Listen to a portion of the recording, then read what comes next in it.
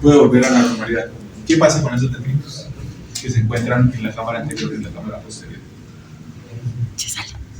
Ya se salieron, están ahí. Sí. Y ahí no debe haber nada. Entonces, ¿qué va a pasar con ellos? Que tienen que absorber, ¿sí? Que tienen que eliminar. ¿Por dónde? Por las venas, ¿Verdad? por las arterias. Por el ángulo iridocorneal, correcto. Y el ángulo iridocorneal está diseñado ¿para qué? Para que pasen líquidos, que se llama el humor acuoso.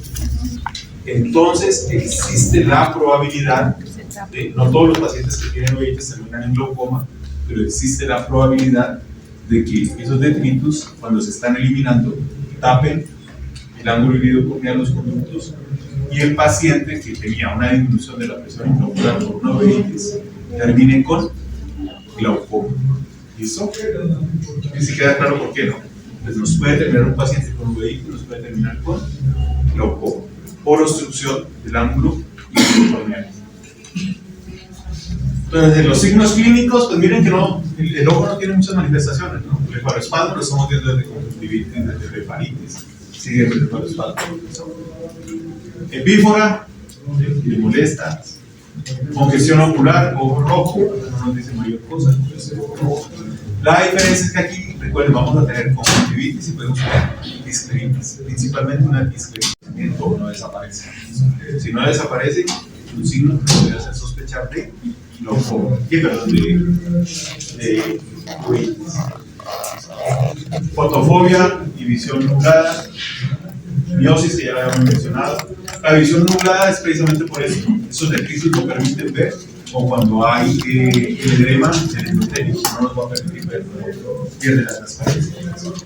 Disminución de la presión intraocular, la flama acuosa, hizo que son el inicio de las células inflamatorias que se ven ahí, que tienen un efecto Tyndall, hizo que cuando ustedes miran el ojo y colocan la fuente luminosa, se refleja, la luz se va a reflejar porque ahí hay algo que no permite el paso.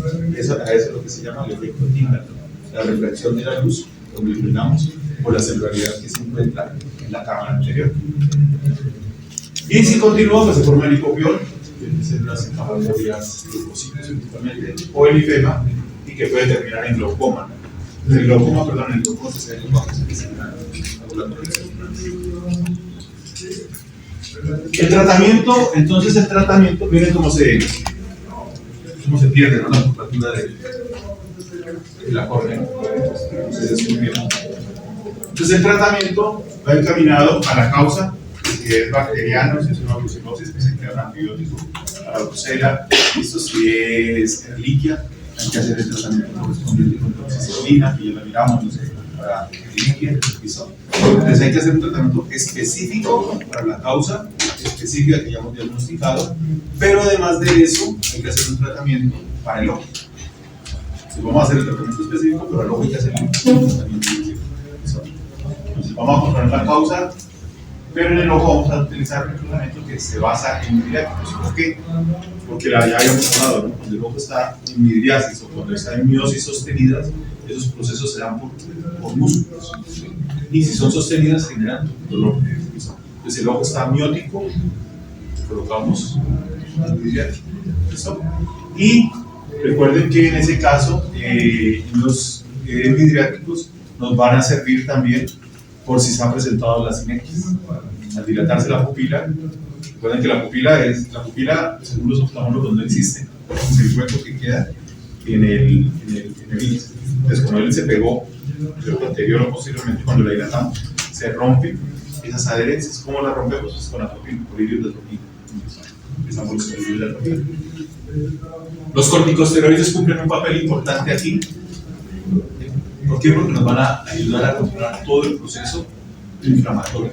Entonces, si logramos controlar el proceso inflamatorio, no hay más flama acuosa, no hay más detritus dentro de la cámara anterior, ¿listo? Y se van a poder reabsorber los focos y se puede presentar, como habíamos mencionado, en el caso de la hepatitis infecciosa siempre y cuando el paciente tengamos controlado el resto. pero eso es, no quiere ser rentable para el difusor. No vamos a abrir los impresores antes de controlar el resto. ¿Qué podemos encontrar entonces? Neoplasias de la uva anterior, también melanomas, adenocarcinomas, linfomas. Y el tratamiento, pues básicamente va a depender de lo que nos diga la biopsia. Generalmente, ese tipo de tumores conllevan la enucleación. Ahí tenemos otras casos de uveitis, el interno, miren que no se ve absolutamente nada. Vamos a hacer el examen y no vemos. Entonces, y depende de la causa, ¿no? Esa es por el liquia, la nucleosis. Ahí miramos. Y seguimos.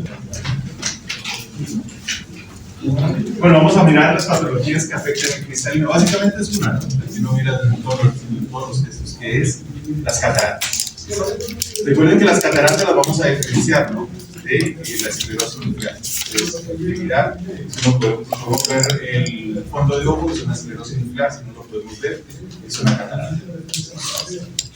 Y aquí tenemos, ¿no? Entonces, recordar un poquito de la anatomía. El cristalino está en una cápsula, ¿sí? Hubo un cristalino primario, embrionario, ¿sí?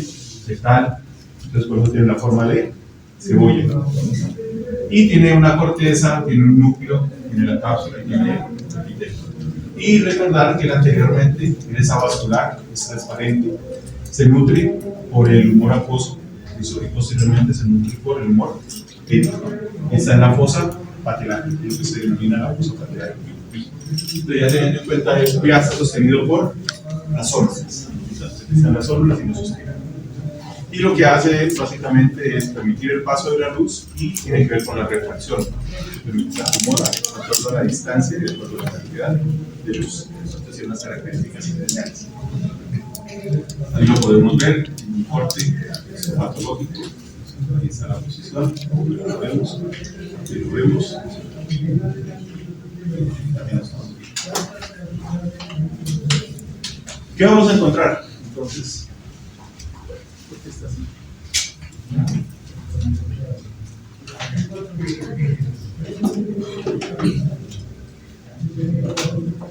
Esa diapositiva está, no debería ir ahí. O aquí debería ir. Algo pasó. Bueno, entonces cuando tenemos el paciente con cataratas, las cataratas las debemos clasificar. Es un animal joven, entonces son cataratas juveniles, pueden ser del adulto o pueden ser seniles. Eso te lo podemos clasificar por edad. O las podemos clasificar por madurez. Pueden ser inmaduras, ¿listo? Pueden ser maduras y pueden ser hipermaduras.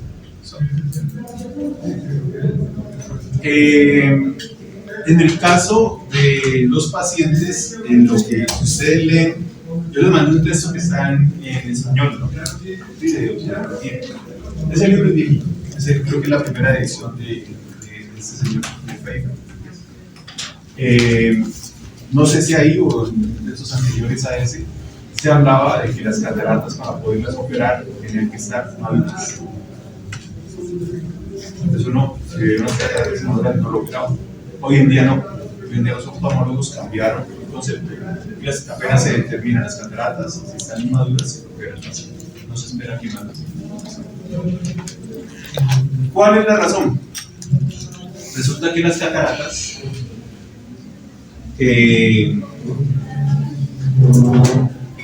independientemente de la causa, cuando maduran, empiezan a reabsorberse. Entonces, cuando se forman a hipermaduras, se empiezan a fragmentar, y esa fragmentación hace que se empiezan a reabsorber las cataratas. Si se empiezan a reabsorber, entonces, ¿qué sucede? Los componentes van a pasar hacia la cámara anterior o hacia la cámara del medio. Y si ustedes se acuerdan, histológicamente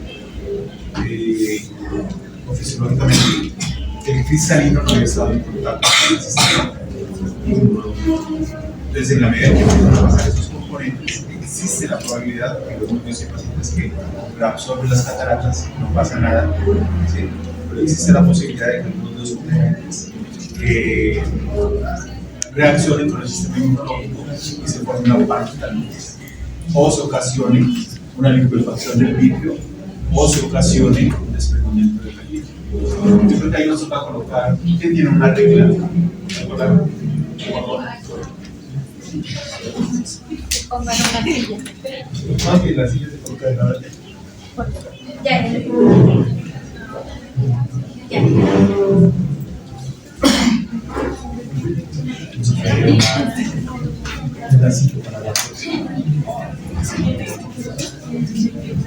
Bueno, entonces, por esa razón, los oftalmólogos decidieron, no se opera cuando estén maduras.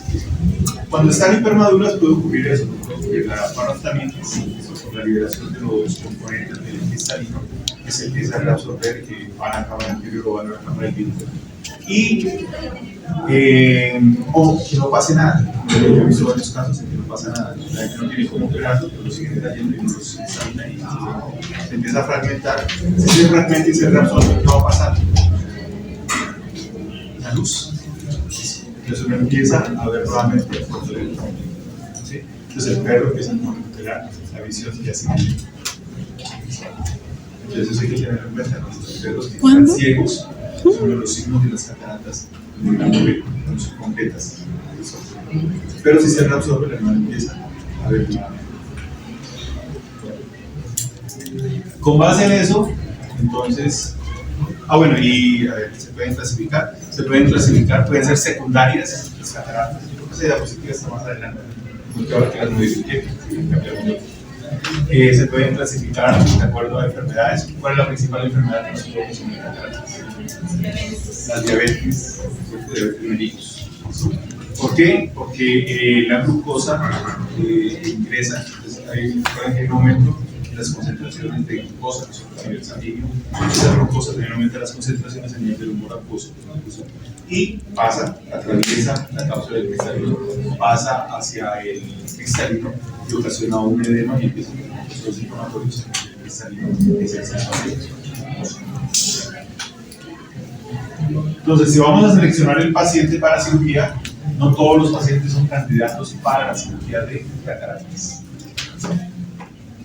Una cosa es que el propietario tenga la plata, y esa es otra limitante. Y otra cosa es que el paciente sea candidato para cataratas.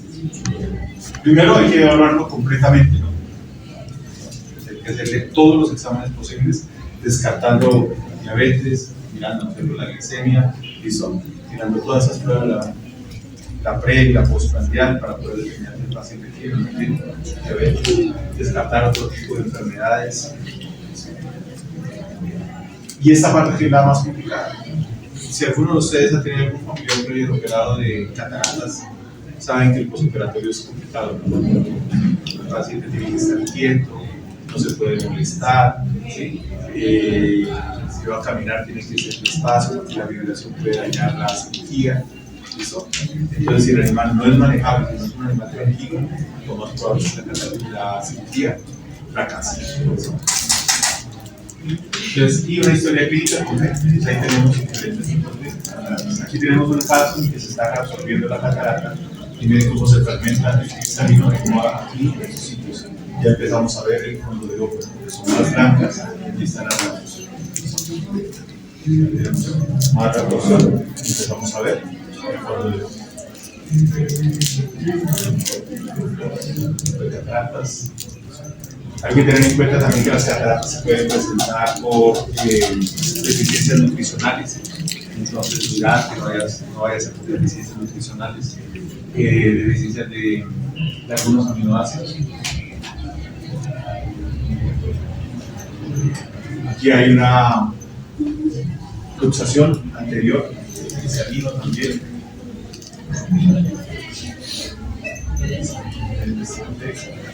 Aquí hay una luxación posterior, si lo miran el cristalino acá. Y aquí tenemos este que es una parte también.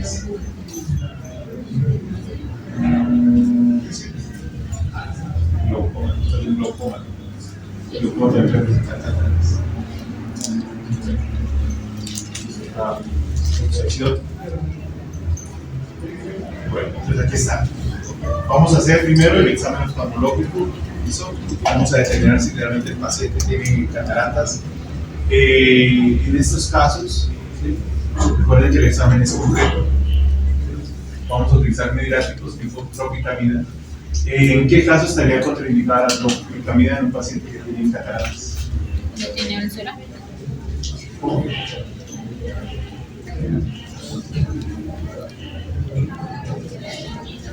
Cuando el paciente tiene las cataratas secundarias a un glaucoma. ¿Listo? Entonces recuerden que los parasinfáticos líquidos aumentan la presión ocular. Un glaucoma aumenta la presión. También nos tocaría utilizar adrenalina. Pero en general, tropicamida hacemos en un cuarto oscuro. Se utiliza la lámpara hendidura y la oftalmoscopía indirecta. ¿Por qué necesitamos dilatar? Porque algunas cataratas de corta literatura pueden estar en la cápsula. Entonces hay una opacidad de la cápsula, no del cristalino, sino de la cápsula. O se pueden presentar en el cristalino, pueden iniciar, ¿no? Recuerden que lo vamos a operar lo más rápidamente posible, entonces pueden estar en la parte dorsal, en la parte ventral, y normalmente si luego está con la eliminación de la miosis, ¿cierto? Entonces no vamos a ver completamente la cápsula. Entonces tenemos que dilatar. Y ya para las terapias operatorias, para la cirugía de cataratas, entonces vamos a medicar diferentes tipos de medicamentos, anestesia general, eso vamos a hacerlo anestesia general. Vamos a utilizar medicamentos que dilaten la pupila durante la técnica quirúrgica.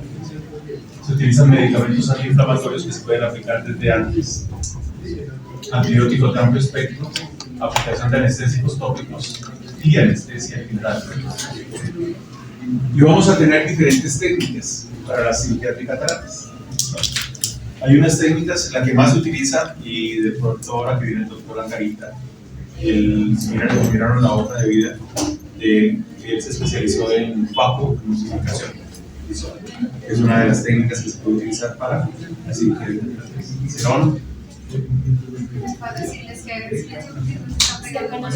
Es que no se escucha.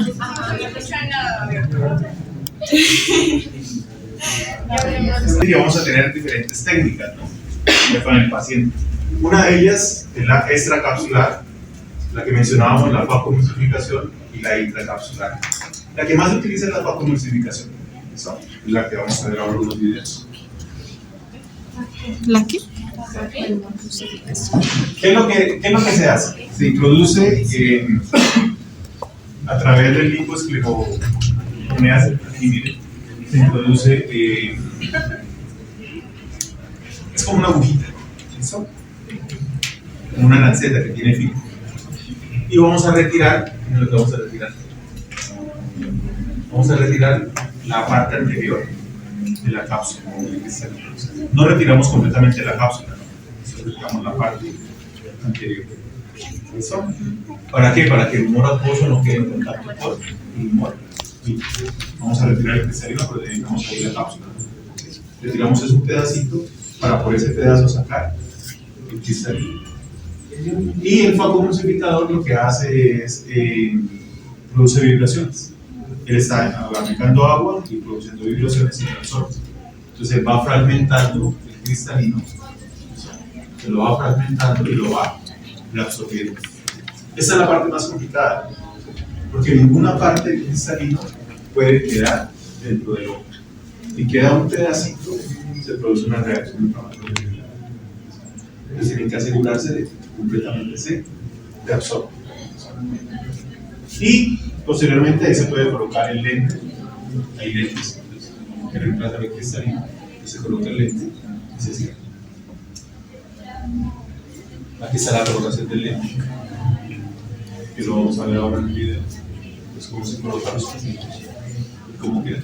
Aquí ya está, en un caso real, pues ahí está puesto el lente. Y básicamente, ¿se acuerdan que decíamos que en el cristalino se invertía la... No, mentira, no se invierte la imagen, esa se invierte desde la izquierda. Entonces, para que se dé la reflexión, mantenga la reflexión de la luz. Ahí está. Ahí está, un paciente con su lente de paso cristalino. Ahí lo tenemos, entonces vamos a ver. Miren la lanceta, el ángulo iliocranial, perdón, el ángulo iliocranial, no, el limbo esclerocorneal. Pues ahí se hace el corte va a salir un reposo.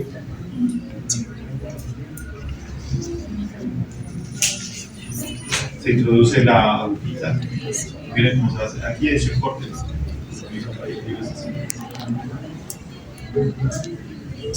Ahí estamos en la cápsula. Cristalina.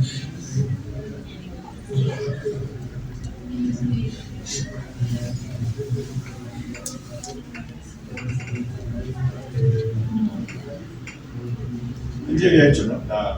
La línea de corte. Uno que está mirando el lado.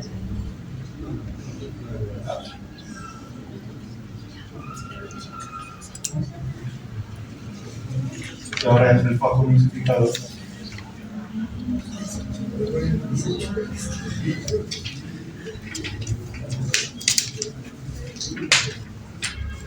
Y ahí están todas las partes que se van va fragmentando y lo va reabsorbiendo.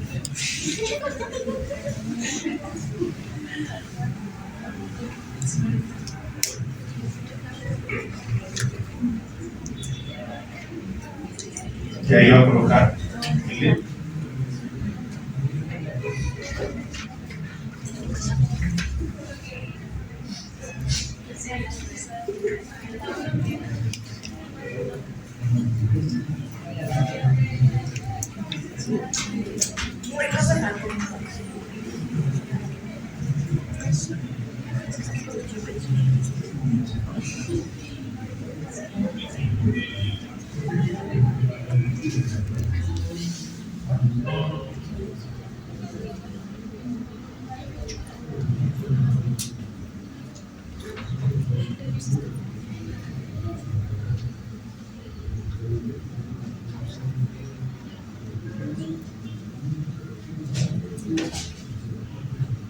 Profe, usted No. dijo que cuando se quitaban las cataratas quedaba como sensible el entonces, ¿Perdón? o sea, cuando se quitaban las cataratas, pues, o sea, que con caminar y eso podría ser como que...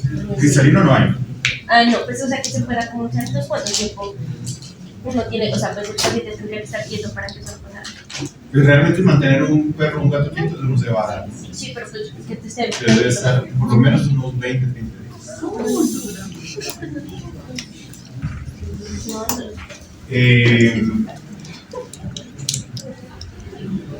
Si no, quedan restos, miren. Queda una paloma también. Entonces, por el proceso inflamatorio puede terminar en un glaucoma también. Bueno. Y nos vamos al glaucoma, que es lo que nos va a hablar el doctor Andrés. El glaucoma como tal, por definición, es un aumento de la presión intraocular. ¿Listo? Vamos a tener dos tipos de glaucoma, cuyo tratamiento es diferente, muy diferente. ¿Listo? El agudo y el crónico. Ya lo hemos hablado en la parte de farmacología. Entonces, eso tienen que tener en cuenta ustedes, ¿no? El glaucoma agudo, pues, ya sabemos que lo tenemos en monitor y crónico. O si es crónico, lo vamos a clasificar. Está dentro de las afecciones que se denominan ojo rojo. Puede ocasionar oftalmos, ahorita vamos a ver la importancia del oftalmo. Entonces puede haber más córnea. Bueno, eso es bien chévere. Si tenemos aquí la córnea, y acá tenemos el cristalino en un ojo normal, ¿eso? ¿Sí? Cuando se aumenta la presión intraocular, ¿qué sucede? Va hacia adelante y va hacia atrás. Entonces se nos van a afectar no solamente las cámaras, no es solamente un aumento de presión intraocular en la cámara anterior y en la cámara posterior. Es que ese aumento de presión intraocular afecta la córnea, afecta el cristalino hace presión sobre el vitrio y el vitrio también hace presión sobre la retina. ¿Listo? ¿Sí? De ahí se va a desprender la signología si el paciente tiene. Entonces, cuando se aumenta la presión intraocular, si nos vamos hacia adelante, esa presión, la primera línea de células que encuentra es el endotelio de la córnea. ¿Sí? Y ese endotelio, entonces, se inflama y se presenta edema corneal. Entonces podemos perder la transparencia de la córnea. ¿Sí? Después, ¿con qué se encuentra? Con una membrana de cemento. ¿Listo? Y la membrana se estira para poder aguantar esa presión que está recibiendo, ¿no? del humor acuoso. Y se presentan en ella estrías. Entonces, cuando nosotros vemos el ojo con glaucoma, vemos unas estrías que se ven ahí en la córnea, pero también esas estrías que se ven son la membrana de cemento que está aguantando esa presión. ¿Listo? Si la presión es muy alta, ¿listo? Entonces, ¿qué pasa con el ojo ocular? Se sale, es lo que llamamos gustanos. ¿Sí? ¿Y cómo se sale? ¿Qué pasa con los párpados? No cierran. ¿Listo? Y como no cierran, ¿qué se forma? Lagos. ¿Listo? Y como se forma un lagos, ¿qué se empieza a presentar? ¿Listo? Si nos vamos hacia atrás, entonces el primero que recibe, el primer cuerpo que recibe esa presión, es el cristalino, la cápsula del cristalino, y lo mueve, ¿no? Lo mueve. ¿El por qué está sostenido? Con las hormonas. Entonces, si la presión es muy alta, ¿qué va a pasar con las hormonas? Se rompe. Entonces, ¿cómo vamos a ver el cristalino? Se luxa el cristalino. Si no se luxa y él aguanta la presión, entonces empieza a hacer presión sobre el vidrio y puede haber licuefacción del vidrio. Y puede haber desprendimiento de la retina. ¿Listo? Eso se me olvidaba decirle en cataratas, pero se los había mencionado, ¿no? En las generalidades. Antes de operar a un paciente con cataratas, tenemos que hacer la electroretinografía. O podemos hacer la iluminación con una fuente bastante potente, una fuente luminosa bastante potente. Y si el paciente tiene respuesta pupilar, indica que es probable que tenga integridad visual. Y no podemos hacer la electroretinografía. Entonces, miren, el ojo rojo, ¿por qué se da? Ya vimos, ¿no? Están los vasos episclerares, hace presión sobre los vasos episclerares, se congestionan y tenemos episcleritis, tenemos conjuntivitis. ¿Listo? Entonces, por eso lo llamamos ojo rojo. El edema corneal ya lo explicamos. ¿Sí? Y esos pacientes, a diferencia del que tiene uveitis, que tenía miosis, estos tienen midriasis. Y tienen blefaroespasmo, ceguera, se puede presentar, ¿no? La buftalmia, la ruptura de la membrana de cemento, la subluxación o luxación del cristalino, y los reflejos pupilares nos pueden orientar, ¿sí? Pero pueden estar normales, pueden estar disminuidos o ausentes, ¿no? Y lo que hablábamos, la degeneración de la retina y el nervio, sí nos queda claro de dónde sale cada uno de esos signos, ¿no? Que es la fisiopatología, entender por qué se va a presentar todo eso en el caso de glaucoma. Lo otro, si ustedes tienen algún amigo que tenga o alguna persona conocida que tenga glaucoma, generalmente duele. Duele y da dolores de cabeza y son de mal genio, y son tóxicos. Entonces, por el dolor permanente que tienen, ¿no? A nivel de esta parte de una migraña. Entonces, los perros pueden también ser más agresivos por efectos de glaucoma, por el dolor que están teniendo. ¿Sí, don Chamorro? La uveitis anterior puede producir glaucoma. Sí, glaucoma también puede producir. No, la uveitis anterior por la obstrucción del ángulo iridocorneal se presenta el glaucoma. Entonces, si nos damos cuenta, aquí vemos los vasos episclerales, vemos el enrojecimiento, vemos las nuevas organizaciones que se empiezan a presentar. Entonces, los tipos de glaucomas pueden ser primarios, secundarios, de ángulo iridocorneal abierto, estrecho o cerrado, que eso es importante, ya que el doc se metió a comprar el tonopet, no el tonopet, fue el que compró, no, fue el PAS, ahora le toca comprar el gonioscopio. Ya va a diagnosticar glaucomas, pero no sabe si son de tratamiento médico o quirúrgico, pero le toca comprar el otro aparato. Ya dio el primer paso, le toca comprar el otro. Y ha entrado en gastos, pues ya todo. Igual el gonioscopio no es caro, es más barato. El que le pidan también. Bueno, entonces recuerden que vamos a hacer la gonioscopía para poder determinar si el tratamiento es médico, ¿sí? O es quirúrgico. Aquí está, entonces el video corneal. Ahí tenemos glaucoma.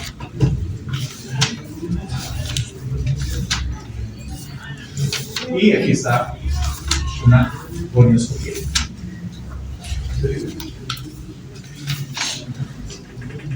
video? No. Es eso, ¿no?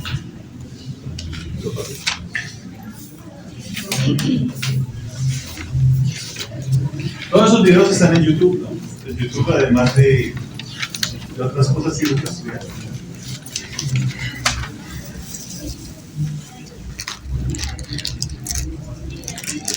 Ahí está la derecha. Miren que es un lentecito así.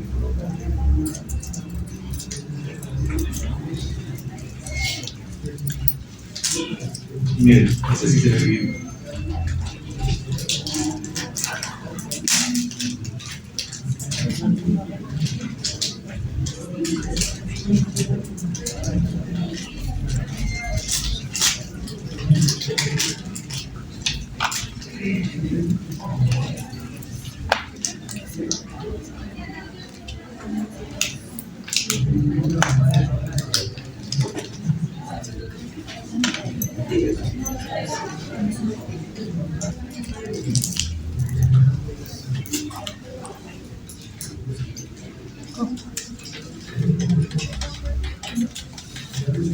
Bueno, y aquí tenemos, miren,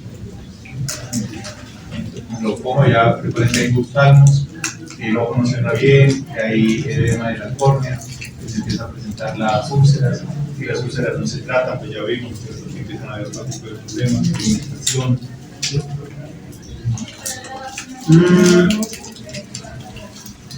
¿Qué raza? Siamés, ¿no? Siamés con glaucoma bilateral, porque y acá un persa, qué raro, los persas están por todos lados. Ahí están los persas. ¿Qué precaución hay que tener? ¿Sí? Si un paciente tiene glaucoma, generalmente puede ser unilateral, pero cuando se hace el tratamiento, antes de que se me olvide, se le aplican las gotitas al otro que está normal para retrasar la presentación de glaucoma. Casi siempre empieza un ojo y el otro termina complicándose.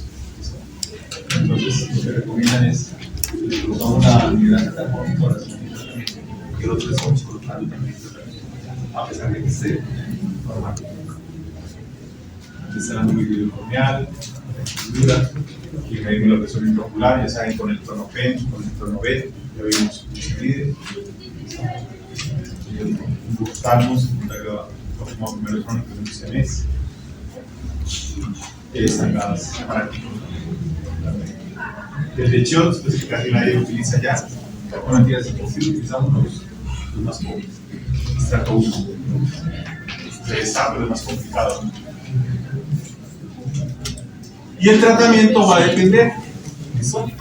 ¿De qué va a depender el tratamiento?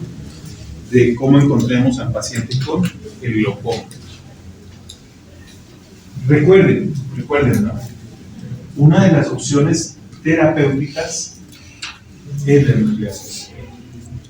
¿Listo? No es la ideal. La ideal es que el paciente conserve su ojo, ¿listo? Para que mantenga la visión. Pero si el dolor es mayor, el de ángulo cerrado y no podemos hacer nada, no podemos seguir los pensar en que por el bienestar de la hermana una opción puede ser enucleación. Cuando se hace la nucleación y lo No, tiene aislamiento gradual, puede ser genético, entonces puede desarrollar con el tiempo. Tres objetivos. Mantener la visión. Ese es el primer objetivo, ¿no? Vamos a mirar y ver si el paciente le podemos mantener la visión. Recuerden que si no lo podemos hacer, existe la posibilidad de la enucleación. Eliminar el dolor. Hablábamos de que es una enfermedad bastante dolorosa, pero si no podemos controlarlo, vamos a eliminar el dolor. ¿Cómo? Entonces, vamos a clasificarlo, ya habíamos visto, vamos a incrementar el flujo del humor acuoso, aumentar la eliminación, o vamos a disminuir la producción del humor acuoso, que es con los inhibidores de la anhidrasa carbónica, con ellos disminuimos la producción y previniendo o retardando el desarrollo de glaucoma en el otro, por eso aquí están, pues no lo prevenimos, empezando el tratamiento hacia aparentemente este sano todavía. Y aquí están los inhibidores de la anhidrasa carbónica, eso que se administran por vía oral. Ahí está la acetazolamida. mí siempre se me olvida. Creo. Bueno, lo que pasa es que estos bueno, no creo que se acuerden ustedes, pero si se acuerdan mejor. En el riñón también se encuentra la anhidrasa carbónica.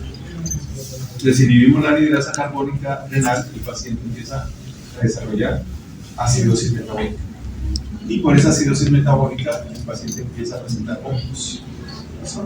Entonces, una de las consecuencias de los inhibidores de la anhidrasa carbónica es que el paciente va a presentar acidosis metabólica y puede presentar vómitos. Hay varios. Hay uno de estos, no me acuerdo cuál es, siempre se me olvida, pero les digo, que ese efecto secundario es mínimo, casi que no se presenta. Entonces tenemos la cetazolamida, la diclofenamida, la metazolamida. Los parasimpáticos miméticos que nos pueden servir es la cloralquina, bromuro de marcario, y los simpáticos miméticos tópicos, la quinepina. Y aquí están, ¿no?, los agonistas beta-adrenérgicos. Si ustedes se van a dar cuenta, en algunos casos utilizan inhibidores de la anhidrasa carbónica y utilizan maleato de y no utilizan las dos para ayudar a controlar.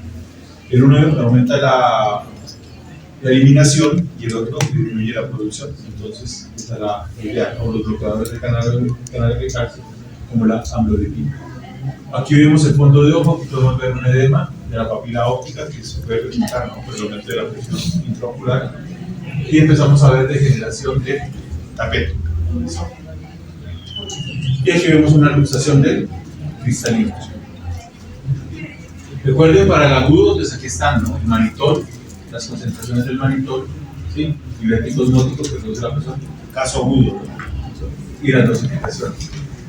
La dorzolamina, todos estos timolol maleato, ahí están las dosificaciones.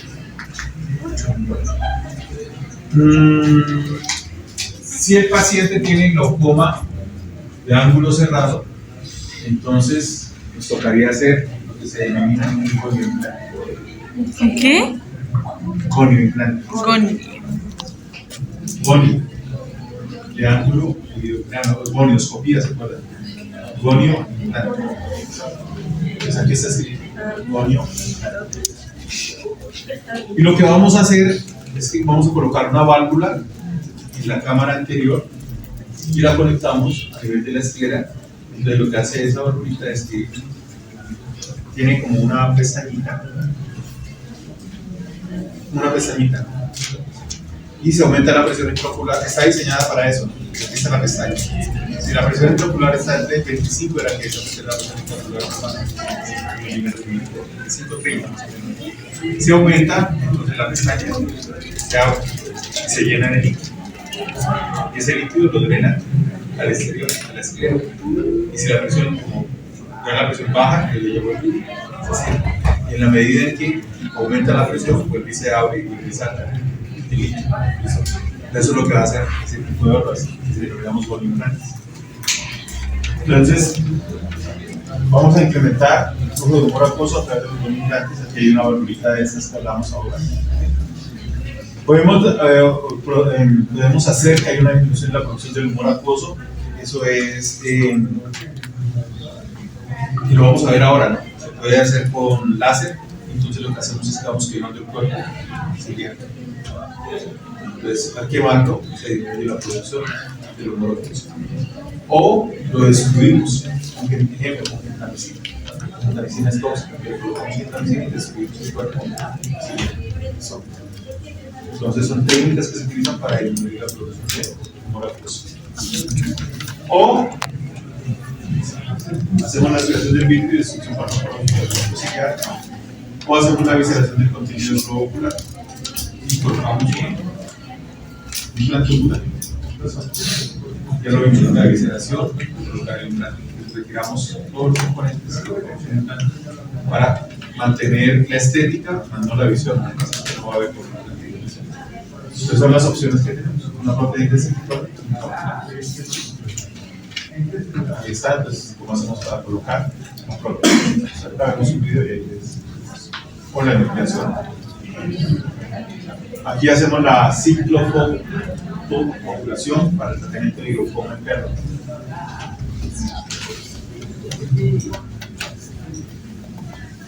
Miren aquí el cuerpo ciliar, entonces se ilumina, ¿no es cierto? Se va quemando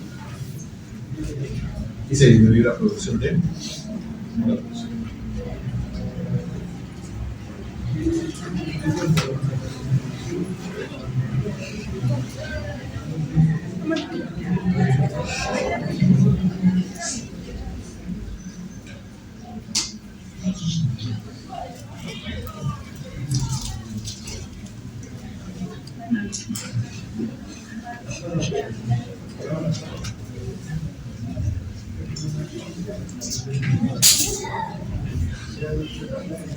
Y hay diferentes tipos de válvulas, ¿no? Ahí van a ver ustedes varias opciones. Este video pues, es de la válvula de Admet.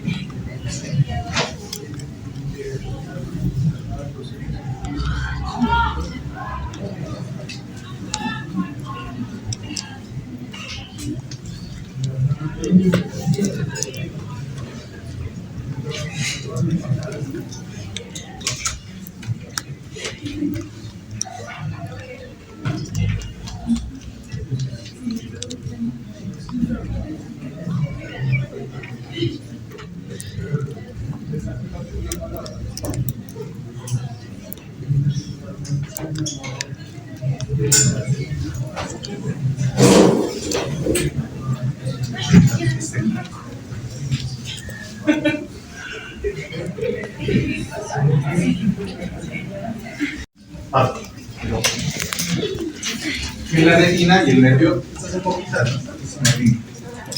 Generalmente en esta parte del ojo hacemos los diagnósticos y tenemos muy poco por hacer. No hacemos mayor cosa, sino que hacemos diagnósticos.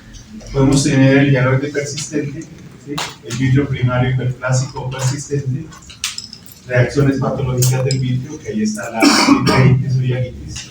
Recuerden, si ustedes se acuerdan, el vitrio es un hidrogel que el 98% es agua.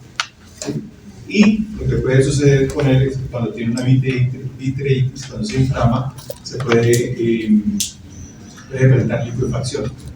Entonces pierde la consistencia y al perder la consistencia se puede desprender la retina. Entonces ahí vemos la vitreitis y la hiarosis asteroide y la sintisis centillante o colesterolitis se presentan en pacientes que tienen aumento del colesterol. Entonces, lo que vemos ahí es lípidos que están flotando, se ven como estrellitas. Entonces, cuando uno mira, se ve como si fuera un cielo estrellado, se ven como estrellitas ahí en el vidrio. Y lo que hablábamos de la sinéresis o liquefacción del vidrio. Entonces, igual ahí no hay poco o nada de lo que podemos hacer, ¿no? Y dentro de las enfermedades hereditarias de la retina, vamos a tener la afección por la anomalía del ojo de Colles, que es congénita. Lo que se dice con respecto a esta enfermedad, el problema es que no es dominante. Si ustedes se acuerdan, no puede tiene genes dominantes y genes que no son dominantes. Entonces, al no ser dominante, algunos cachorros de la camada pueden nacer aparentemente sanos, pero llevan la genética y la transmiten a la siguiente generación, y en la siguiente generación, si se encuentra con otro recesivo, el paciente va a presentar la sinología de la enfermedad. Según estudios, más del 60-70% de los jóvenes en Estados Unidos tienen la enfermedad. Y lo difícil de controlar la enfermedad es precisamente esto, porque cuando van a hacer las selecciones, los animales están sanos, pero los hijos de estos animales o los nietos de estos animales probablemente presenten la enfermedad. Entonces se dificulta hacer la selección para tratar de corregir ese problema. Y aquí vamos a ver varias anormalidades, como son anormalidades del desarrollo de la coroides, del nervio óptico y de la esclera. Entonces podemos encontrar hipoplasia de la coroides, colobomas del nervio óptico, desprendimiento de retina. Aquí vemos un desprendimiento de retina. Recuerden que ¿por qué sabemos que es un desprendimiento de retina? Miren que aquí están los vasos sanguíneos que mirábamos en el fondo de ojo y ahí se observa una corrugada y está desprendiendo. Y si hiciéramos una ecografía, lo veríamos como una sala de gaviota, que es lo que reporta la videología. Y aquí tenemos el tapetum, ¿listo? Y se va perdiendo el tapetum. Miren que se va perdiendo. Entonces, esa es la hipoplasia, ¿no? empieza a perderse y queda como si fuera notablemente. El diagnóstico generalmente se hace entre las 4 y las 8 semanas de edad, es decir, ustedes van a tener, y les repito, una oportunidad de oro cuando el paciente llega a la primera consulta. Generalmente nosotros hacemos la primera consulta cuando el paciente cumple un mes y medio, que lo llevan para desparasitar y para iniciar el plan de vacunación. Eso es el momento que lo llevan los propietarios. Ahí tenemos que aprovechar porque hay varias enfermedades que se pueden diagnosticar en ese momento. Una de ellas es el ojo de cola. Otra, el ducto arterioso persistente. Entonces ya la vamos a ver en cardiología y ahí se encuentra el soplo en maquinaria. Escuchamos el paciente y el paciente tiene un soplo. No se limiten solamente a que es un cachorro y vacunarlo, porque tienen que hacerle el examen clínico completo. Entonces ahí es la oportunidad para uno detectar ese tipo de enfermedades que son de tipo congénito o genético y uno las puede detectar en ese primer momento. Y algunas de ellas, como el ducto arterioso persistente, van a tener una solución, esa solución es satisfactoria. Si ustedes ligan el ducto antes de los 5 o 6 meses, el animal no desarrolla una insuficiencia cardíaca progresiva. Si lo diagnostican tarde, ustedes van a ligar el ducto, pero en el caso ya será no. Entonces la expectativa de vida de ese paciente va a ser más corta. Si lo hacen en esos primeros meses, el animal va a tener una vida normal con respecto al sistema cardiovascular. ¿Listo?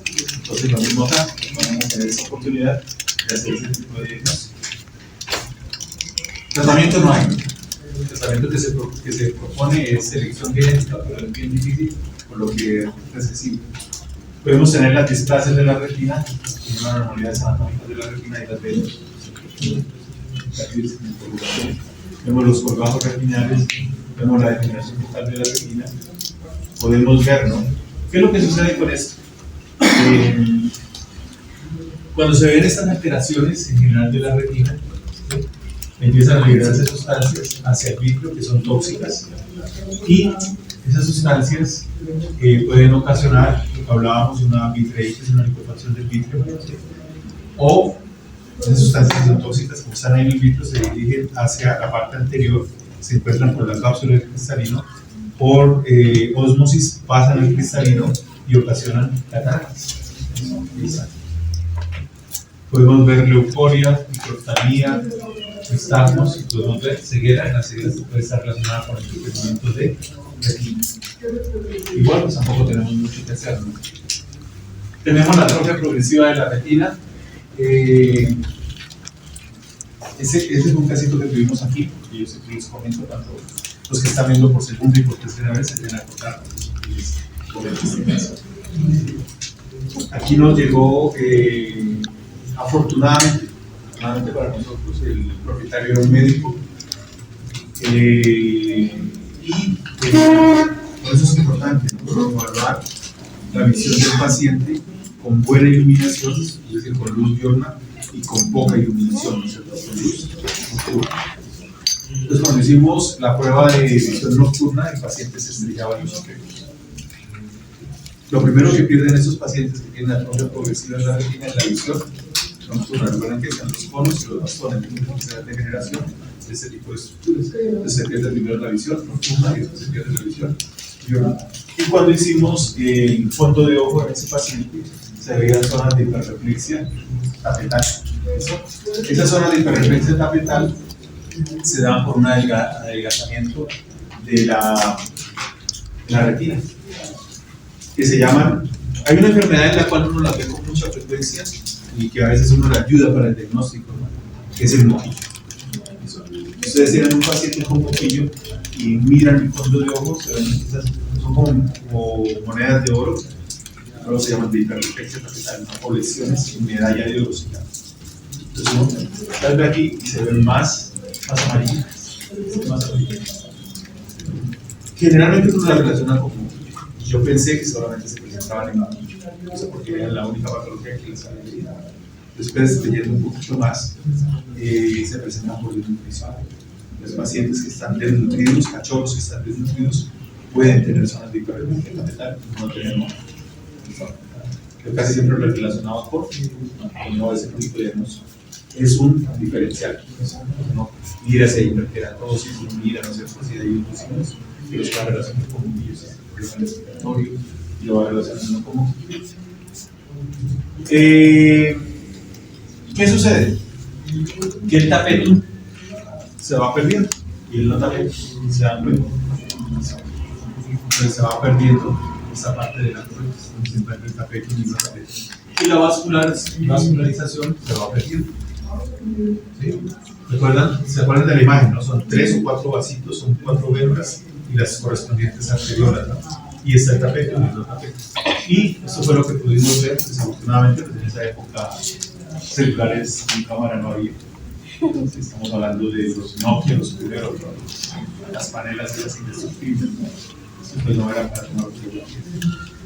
Ese caso lo vimos cuando la doctora Yanela tenía consulta. Ella terminó la carrera y se quedó aquí atendiendo consultas, ¿cierto? Lo que hace la doctora Jenny lo hacía primero la primera que hizo eso con la doctora Jenny. Entonces lo vimos con ella y pudimos afortunadamente ver todo el proceso. El Señor nos permitió, ¿no? Le dijimos, tráiganlo cada 15 días o cada 20 días y el mandadito lo trajo porque también me interesaba. Pero que le digo que era médico, ¿no? Ya sabía que el paciente iba a quedar ciego. Sí. Pero nos sirvió para la parte académica, ¿no? Por lo que yo soy la enfermera. Tratamiento no hay. Para eso ahorita, simplemente mover la evolución. Entonces lo vimos, pérdida de la visión nocturna, empezamos a ver las nutriciones de medalla de oro, empezamos a ver que la vasculatura se nos va a ir hasta que finalmente quedó así. No quedará. ¿Cuánto tiempo? Eso fue en unos 3 meses, 3-4 meses. 3-4 meses de paciente. Sí, ya lo último el señor dijo que ya se vieron lo que tenían que ver, entonces ya no lo traigo más. Entonces muchas gracias, le dije, nos colaboró para poder tener una imagen visual, ¿no? Real de lo que ocurre en la propia formación de la retina. Como eso se va degenerando, también se pueden presentar las cataratas, ya vemos que sustancias tóxicas al vidrio y se absorben hacia el cristalino. ¿Sí? Estrechamiento y pérdida de los vasos sanguíneos retinales, atrofia del nervio óptico, cataratas, pigmentación del no tapete. Tratamiento no hay. Simplemente uno le va a decir al propietario de que se va a quedar siempre. Tenemos otro tipo de anomalías, como son la retinitis, la corretitis. Recuerden que la correcta es la boca posterior. Y esto se puede presentar en algunas afecciones que pueden ser micóticas. Entonces, la micosis sistémica se pueden presentar las hemorragias en hipertensión, que ya la habíamos visto. Pacientes que tienen hipertensión pueden presentar este tipo de sintomatologías también. Entonces, vamos a tener pacientes que tienen toxoplasmosis. Entonces, se puede presentar ese tipo de lesiones. Exudados grisáceos dentro o debajo de la retina. Y acá es al contrario, ¿no? Acá sí por reflexión tapetal, hemorragias, desprendimiento de retina, apariencia pulmonar del vidrio e hipovascularidad.